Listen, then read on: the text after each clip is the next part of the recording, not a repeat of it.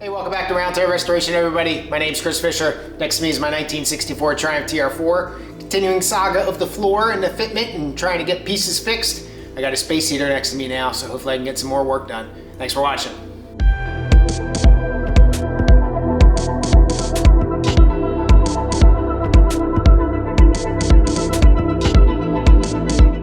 So for those of you that watched my channel for a while or have subscribed, I'm coming up on 3,500 subscribers, by the way, so thanks everybody for that. I started this channel about 2016, 2017 or so when I was restoring my 1966 Triumph Spitfire. I did operate a blog, a written blog for a while. The inspiration for me coming onto YouTube and doing my own videos was a gentleman by the name of Elin Yakov. And as a matter of fact, in my very first video, I thanked him and said that he was my inspiration for putting out videos. So I thought I would take advantage and show you guys around the garage a little bit, since you haven't seen it before. This is my first formal video, I guess, outside of asking a long time ago how to start the car. But I kind of been inspired by an Elin Yakov. I think that's how you say his last name, if you guys have seen him on YouTube restoring his 66 Triumph Spitfire. So I figured I'd try my own hand at a video. I'm sure that a lot of my viewers probably know who Elin is if they're not already subscribers to his channel. Him along with Chef Touch are two of the, what I would say, the giants in the Triumph community. Elin started with his 66 Spitfire. He's done a couple TR6s, a couple GT6s, all sorts of work, a lot of Triumph work, just for other people or his own car. But a real great resource and a real great channel to watch. He's a funny guy. Canadian, which is okay, but he's from Bulgaria, so he emigrated to Canada several years ago. Unfortunately, he recently learned that he's going to lose his shop. He just moved into a nice big shop on quite a bit of land with a nice house, and unfortunately the lease is up without the option to renew. So he's essentially getting kicked out. But he put out a video a week or so ago. I'll link to it up here. You guys can watch that. I'll let Elin speak for himself. But he was my inspiration for starting my channel, so if you want to know, he's much more, got much more guts than I do with regards to doing his own upholstery work, his own metal fabrication, much more aggressive than I do. And you know, I just buy sheet panels and replace them. He's making a lot of own stuff, fabricating stuff, learned a whole bunch of stuff from him. But if you want to head over to his channel, if you haven't before, like and subscribe and help him out, it'd be much appreciated. So when we left off last time, I had gotten the floor in, fit up, and pushed back about as far as it's going to go back here. I had to put a little relief cut in here so that I could get that to fit in and move back.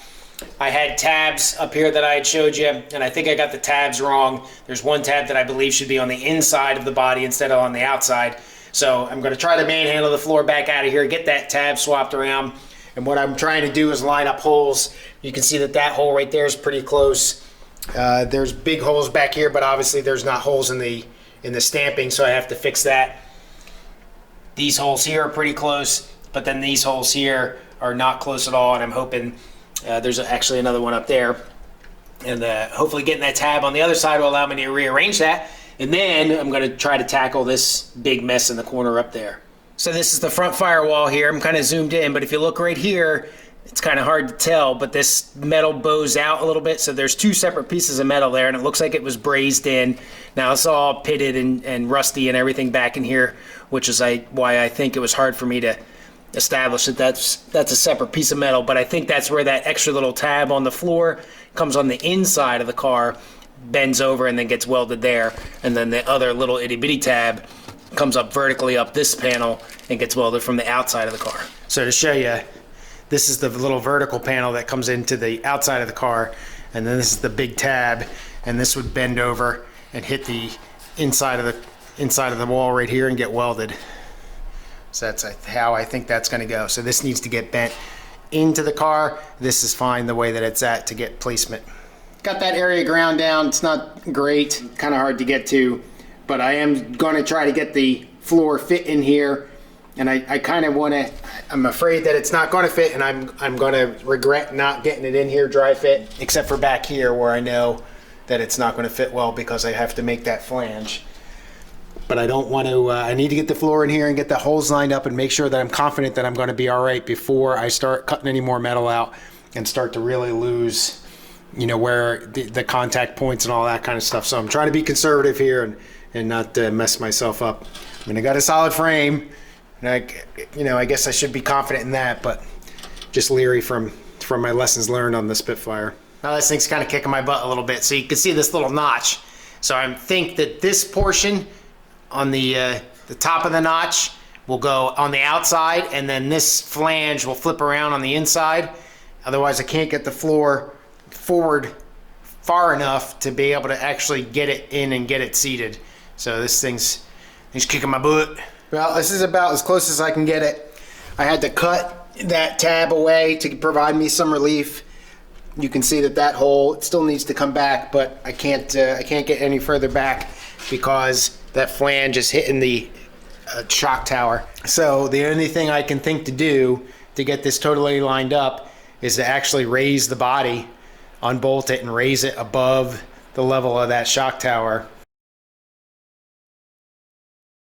Another option is just cut that flange off completely, which might be a little bit better, and just bring it flush with the rest of the floor piece and just get it fit from there. And then when I'm all done, weld in a flange and call it good, and just essentially make a two-piece flange. That may be the way to go.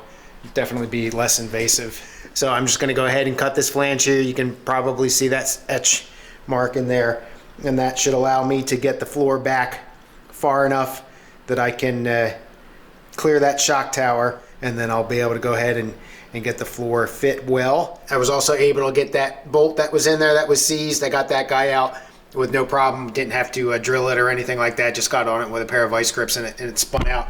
So I'm going to go ahead and maybe not cut the flange quite all the way, but it looks like that shock tower pretty much takes up all that room. So I guess I don't really have a choice.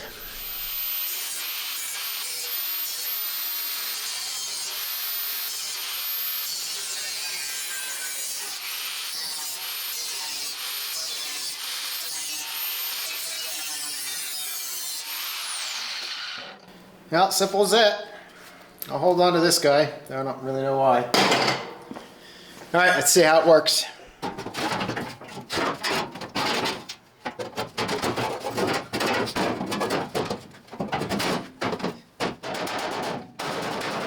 It's interesting. The floor is twisted. It needs to go like this more, I think. But I don't see where I'm going to pick that up. Well, I got her down. The trick was taking out a little bit of this bottom of the B-post here that was interfering with the floor. I mean, I knew it was there, but if you look at that, you can see maybe that a lot of that is brass. So most of this has been brazed, which means a lot of this chunky stuff here was probably not there when the floor was put in originally, and they came back in and filled in their holes. So definitely needed to take this flange out back here. That would not have moved back far enough as it needed to get a warm fuzzy that the floor was going to fit. It is a little bit crooked. So this hole here just about lines up. These, I could force them to line up. And then that guy up there, however, is in good shape. These holes look like they're pretty good. I did pull the pads out. And then these holes back here, I obviously have to drill. And then what I'm going to do now is cut this area out in here in the A-post and the footwell, and move forward in trying to get that thing out and get a repair patch ready to go for that. I think after that, that might be the last repair patch that I'm going to worry about before I look at tack welding this thing in. So every once in a while you score a little win, and I didn't record any of this because I thought I was going to be here for a while drilling out spot welds. So I drill out the one spot weld here, and what I want to do is I want to cut the flange. Even though this is relatively good metal, it's not good right where it meets this. So I figured it would have just been easier to take right above this bolt, cut out, you know, like this, and then down at an angle. And essentially I'm going to take out this the bottom of this guy here, because I got a big hole here, and just come to about here and a couple inches off the frame. But I also had the bottom of the sill and the inner and outer sill both meet up right here with this big piece here. And believe it or not, I was able to just essentially stick the putty knife in here, pound it with a hammer, and just go sideways on it.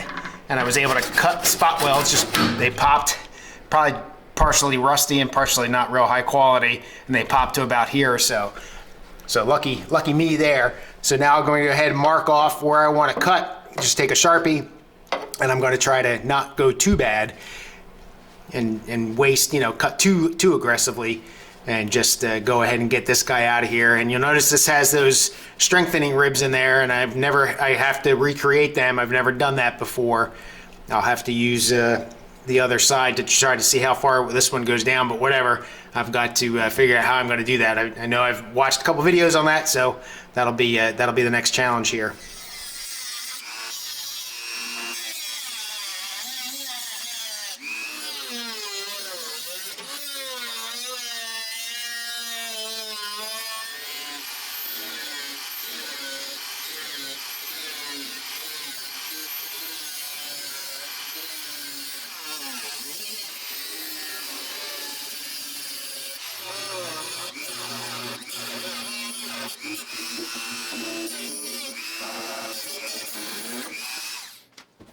All right, well, there you go. Hopefully my fat head wasn't in the way too many times there. And you notice that I tried to cut these angle pieces straight just because I think they might be easier to make if it's a straight cut instead of making it on an angle. So you can see how chewed up it is on the back, obviously, and pitted. But for the most part, I think it's going to work out well. I just have to figure out how I'm going to make those little reliefs. I know there's videos out there. Elin's done it. So one of my viewers pointed out, and rightly so, that this area in the back here where the wheel arch is that I removed, that's a pretty structurally important area. In the interest of not losing too much of the original shaping, I'm going to go ahead and work on the patch panel for that. I had started that, as I showed you in the video, I believe, earlier. I did get this guy out. I did play with a little bit of a stamp or a press or something like that to try to get that shape in there. So that'll come with some time and some experimentation, but the focus is going to be on getting this piece replaced, especially if I can get it warm it up enough down here to get some paint down so that I don't have to worry about the flimsiness back here looking for the floor mounting. All right, so there's the original piece, obviously, and then my cutout template. So I'm going to use various hammers and dollies here, get the dolly probably up in the vise so that I can work around that dolly. I got to clean it up. It's got some surface rust on it, unfortunately, that I can get somewhat close to recreating this shape, and then worrying about getting the form correct, and then worry about trimming it and getting the more fit correct.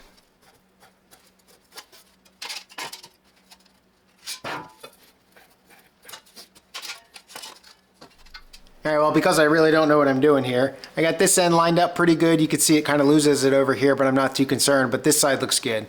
However, when I turn it around, I've got that big old gap, right? So what that tells me is this metal needs to curve harder up here than it does down here. So I've got to push in on that. That's going to take the metal from over here and kind of move it in. So I got to figure out how to do that and essentially bend it on a twist plane almost. And I think this is like where an English wheel would come in if I knew even how to use one, let alone even own one. I don't have any of that kind of stuff. So I'll try to focus over in here to draw this metal in to fill in this hole over here, but while keeping this stuff where it is. So that's my next try and learn. Well, I just continued to work it and everything, and it looks like it came in. Looks like it came in pretty good. I don't quite know how I did that. There's still some gaps and everything like that, and I obviously need to trim it. So what I think I'm going to do is I've got enough overlap. You can see that that's really off there, but I've got enough overlap where I can recreate that shape. I'm going to go ahead and start looking at putting the flange in, and then start tracing around this and trimming it down. It's not like I don't have a lot of metal. If I have to do it again, no big deal. And then starting to get it dialed in a little bit. I don't want to destroy this piece because this is going to be the piece that tells me what's good and what's bad. And I've been trying to be careful to not manhandle this piece too much so that I lose the curvature of this. But I think I'm closer than I thought I would get, I'll tell you that. So like I said, we'll go around, we'll trace around a little bit, and I'll just slowly start taking off some metal and test fitting it, and then bend that flange around and see how it looks.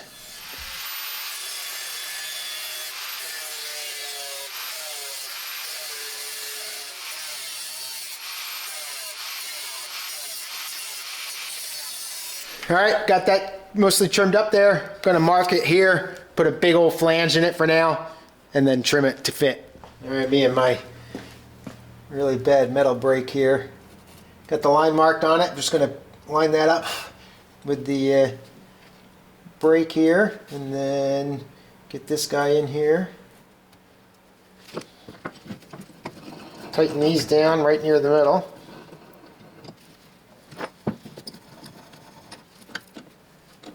Gonna go a little bit out of the way so I don't interfere when I bend this up. All right, nice and tight.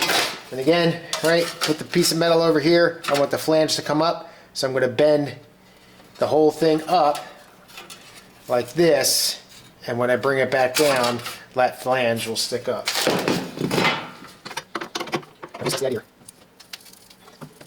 And I don't want to lift on this because I don't want to mess my curve up.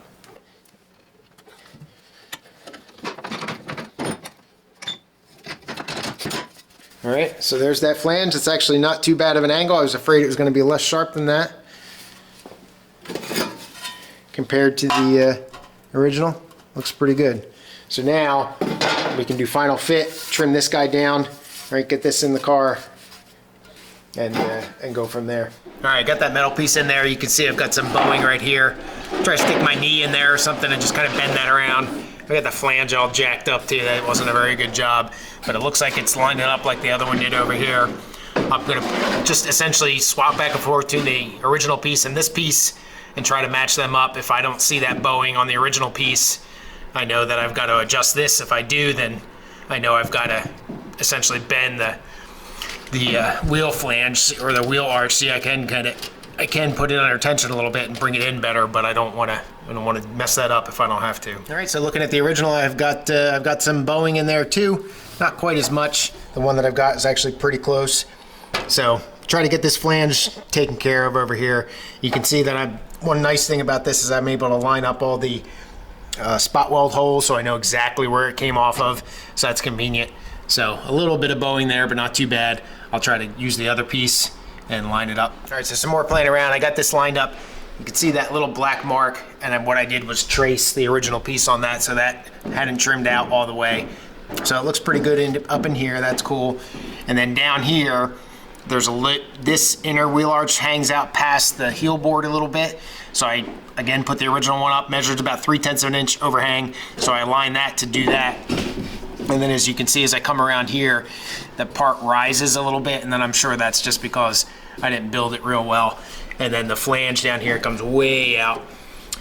But you can see, like, I think you can see that extra crease in it. I redid my flange, and it looks like I was right the first time. So what I'm gonna do is go inside, take a Sharpie, trace the inside here, cut this extra bit off, so I get that up and out of the way, get this flange down here traced a little bit, and then figure that out. And then unfortunately I think I'm gonna have to rebend the flange again, but I'm gonna take off a little bit down here too to get this trimmed up a little bit more, because I'm gonna start to have interference down here. But it's coming in. So as close to final fit as I'm gonna get for now anyway. I still can trim off a little bit of this down here. I went fat on purpose just so I wouldn't take too much. Lined it up in here, same as the other one.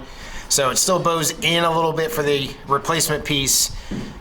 I can take care of a little bit of that, but I can push this out and push the actual flange in. And I think this piece is a little heavier, it feels like it anyway, so I'm sure that's gonna take it in a little bit, but I think at the end of the day, it's not gonna be so much that's gonna matter. So I think that's gonna be good as far as fitment goes.